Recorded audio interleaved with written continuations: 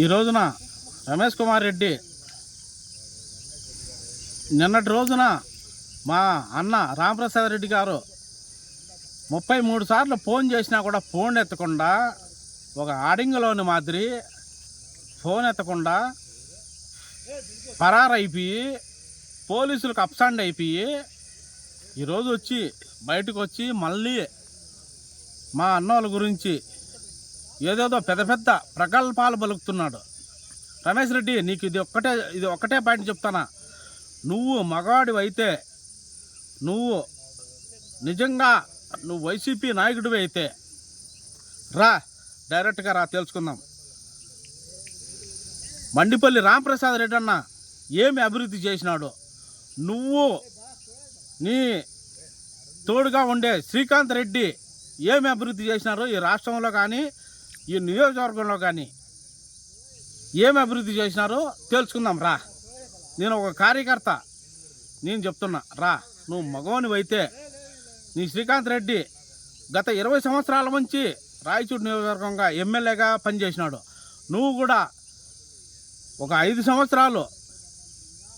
సంవత్సరాలు నువ్వు తెలుగుదేశం పార్టీ ఇన్ఛార్జిగా నువ్వు పనిచేసినావు. నువ్వు వాళ్లకు అమ్ముడు పోయి నీ ఆస్తులు పెంచుకునేదానికి, నీ ఆర్థిక పరంగా నువ్వు అభివృద్ధి చెందేదానికి వాళ్ళకు బానిసగా బతికినావు నువ్వు గత 5 సంవత్సరాలలో. ఈ రోజున మన రాష్ట్ర రవాణా శాఖ మంత్రి మండిపల్లి రాంప్రసాద్ రెడ్డి గారు ఈ రోజున వందలాది బోర్లు ప్రతి గ్రామంలో, ప్రతి మారుమూల ప్రాంతంలో కూడా అన్న మాకు నీళ్లు లేవు అంటే ప్రతి ఊరిలో కూడా బోరు వేయించి సొంత డబ్బులతో కూడా, కొన్ని చోట్ల సొంత డబ్బులతో కూడా బోర్లు వేయించినాడు. నువ్వు నీ పార్టీ వైకాపా అనేది ఒక పేటీఎం కుక్కల పార్టీ. అది నీ జగన్మోహన్ రెడ్డి కానీ లేదా శ్రీకాంత్ రెడ్డి అనేటోడు ఒక ఫేకు శ్రీకాంత్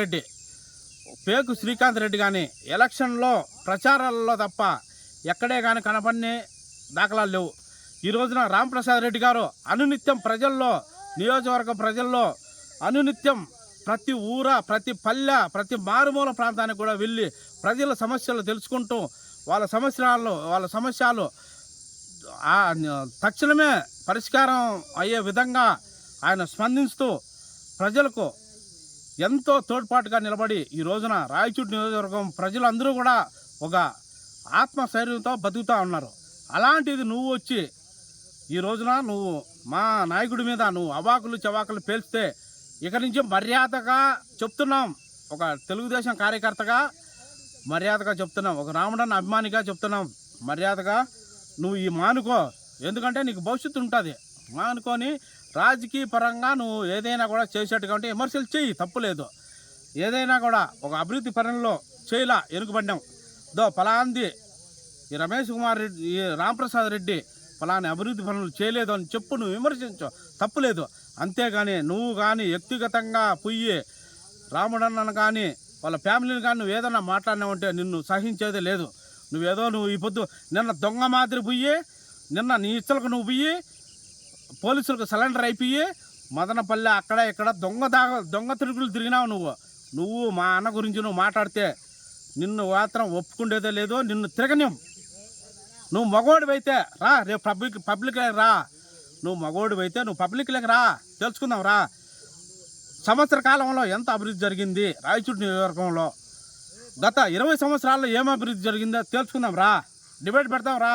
నువ్వు మగోడివైతే మేము వస్తాం, మా నాయకులు వద్దు, మేము వస్తాం. మా గ్రామంలో నాగిరెడ్డి గారిపల్లి పంచాయతీలో 3 బోర్లు వేసినాడు. 3 బోర్లు, ఒక పంచాయతీలో 3 బోర్లు వేసినాడు. ప్రతి గ్రామంలో 2-3 బోర్లు తప్ప మినిమం 2-3 ప్రతి పల్లెకు.